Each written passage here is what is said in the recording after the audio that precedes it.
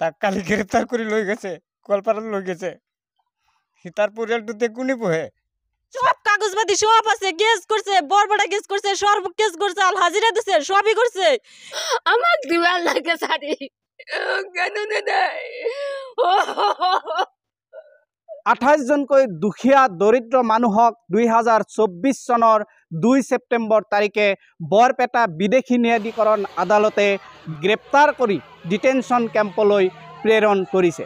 আৰু সেইলৈ বৰপেটাত এক কান্দোনৰ ৰোল সৃষ্টি হৈছিল, বৰপেটাত এক হাহাকাৰময় পৰিৱেশৰ সৃষ্টি হৈছিল। বৰপেটা জিলাৰ বিভিন্ন প্ৰান্তৰ এই দৰিদ্ৰ মানুহখিনি আছিল দিন হাজিৰা কৰা খাটি খোৱা মানুহ। তেনে এগৰাকী ভুক্তভোগী পৰিয়াল কিতাবালিৰ ঘৰত উপস্থিত হৈছোঁ। লাচাংগাত, বৰপেটা জিলাৰ কলগাছি আৰক্ষী থানাৰ লাচাংগাত উপস্থিত হৈছোঁ। এই পৰিয়ালটো তেনে দৰিদ্ৰ আৰু ইয়াতে একাংশ ৰাইজ আছে, আমি তেওঁলোকৰ পৰা জানিম এই পৰিয়ালটো আচলতে ভাৰতীয় হয় নে নহয়, তেওঁলোকে কি কয় আৰু এই ৰাইজসকলে কি কয়, কি কাৰণত তেখেতক যোৱা 2 ছেপ্টেম্বৰ তাৰিখে বৰপেটা বিদেশী ন্যায়াধিকৰণ আদালতে গ্ৰেপ্তাৰ কৰি ডিটেনশ্যন কেম্পলৈ নিক্ষেপ কৰিছে। এই কিতাবালি আচলতে ভাৰতীয় মানুহ হয় নে নহয়? ভাৰতীয় মানুষ। কি কাৰণত তাক লৈ গ'ল?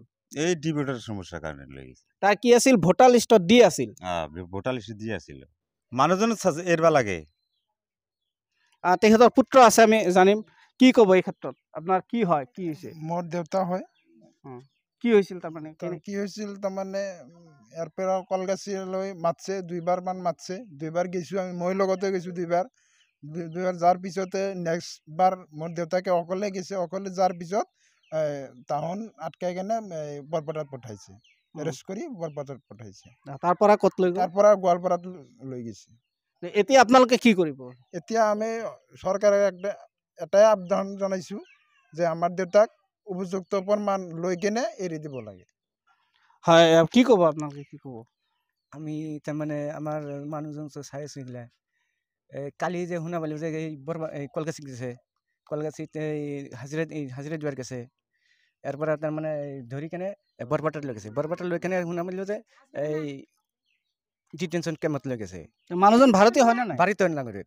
তাৰ কি কি ডকুমেণ্টছ আছে? ডকুমেণ্টছ পুৰা ডকুমেণ্টছ আছে, মানে মাটিৰ খাজনা পাতি, মাটিৰ নামত, তাৰ তিয়ানৰ নামত মাটিৰ আছে, আৰু সি আৰু 85 জনত ভোট দিছে, চব কোনে তাৰ ল'ৰা ছোৱালীবিলাক ভোটাৰ হৈ গৈছে।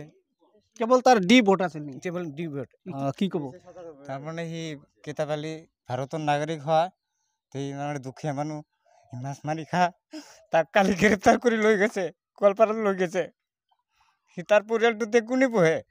চাওঁ, তাক এৰি দিব লাগে চৰকাৰৰ, এইটোৱে আমাৰ আবদাৰ। আচ্ছা, তেওঁ পৰিয়ালৰ আৰু কোনোবাই বাংলাদেশী হৈছে নেকি, নে কেৱল এটাও নাই?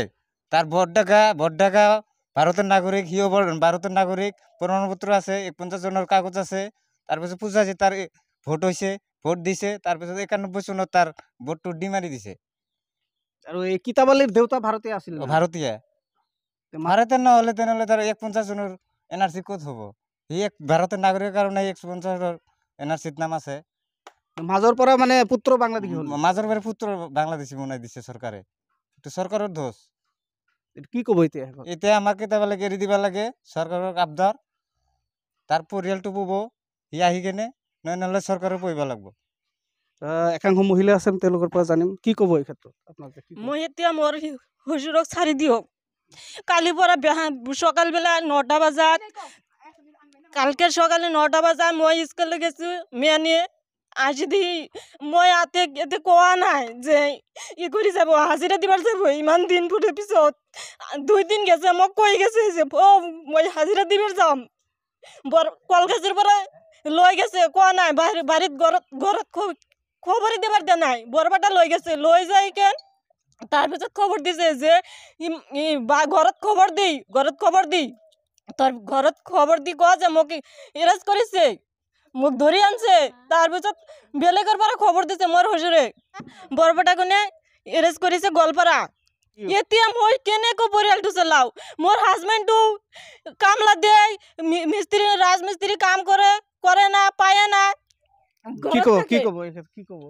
আঙ্গ বাবা হে আমরা সারবার কই আমরা কিবা করে চলমু, আমরা সে গরিব মানুষ, অনুরোধ আনে গঠান সরকারি ট্রেন যে আমার শ্বশুরে সাইরা দিক, যে চারিদিক সব কাগজপাতি সব আছে, কেস করছে, বড় কেস করছে, সর্ব কেস করছে, আল হাজিরা দিছে, সবই করছে, কিন্তু তার ভিতরে যে ব্যান করে ধরে নিছে, কোনো খোঁজই না, না, মেলা পয়সা পাতি খরচ করছে, 1 লাখ 1.5 লাখ টাকা খরচ হয়ে গেছে গা।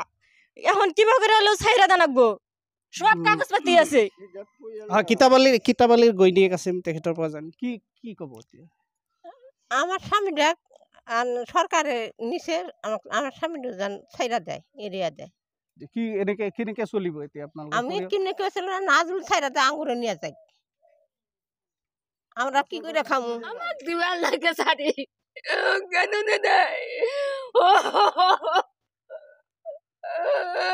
আমি আমার লাগে মানুষ গাইজান লাগে, আমার গাইজান কেন সরকারে নিল? সরকারে আমাকে লই যাক, নাতি মুতি কাঁদি আছে, ছাই আছে, কোট আছে, টাক লাগে আমার। সরকারে মুখ লই যাক, মই কেন কয় বাঁচি, মোর একো নাই, আমার বাচ্চা নরা চলি সব কিছু সরু। মোক যদি কপালে দুঃখ দিছে আমাকে লই যাক সরকারে। ভারতীয় মানুহ হয় না নাই? ভারতীয় মানুষ। ভারতীয় মানুহ। হ্যাঁ। কি ক'ব এই ক্ষেত্ৰত? এই পরিয়ালটা একদম গরিব, এবারে ধরে নিয়ে গেছে, অনুরোধ করি ছাইরা দেখো সরকারে। এই পরিয়ালটা কিভাবে চলবো? আমরা আশপাশি হয়ে আমাকে চোখের ঘুম নাই। আচ্ছা, আসলতে ভারতীয় নাগৰিক হয় না? হয় হয়, ভাৰতীয় নাগৰিক।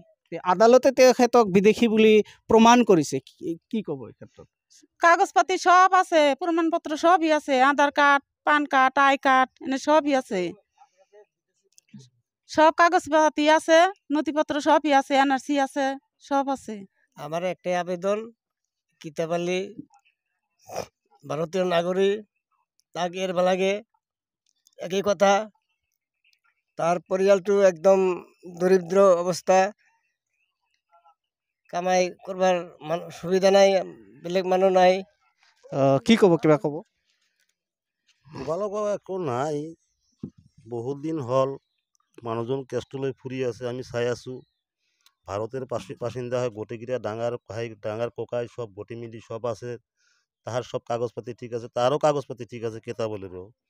তথাপি যে মানুহটাক গ্ৰেপ্তাৰ কৰিল, এইটোৱে আমাৰ চৰকাৰ তাতে আবেদন কৰোঁ যে মানুহটো কাগজপাতিবিলাক অলপ ভালকৈ চাই চিন্তি, যদি মানুহটো ভাৰতৰ নাগৰিক হয় তেনেহ'লে এৰি দিবা লাগে।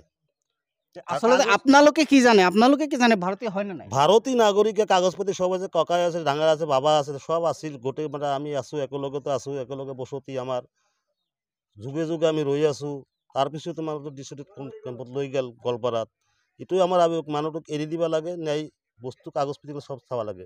মাত্ৰ এক টুকুৰা কাগজৰ বাবে মানুহজন বাংলাদেশী হ'ব? এক টুকুৰা কাগজৰ কাৰণে মানুহজন বাংলাদেশী হ'লে লৈ গৈছে, যদি এতিয়া পৰিয়ালটো মৰিব।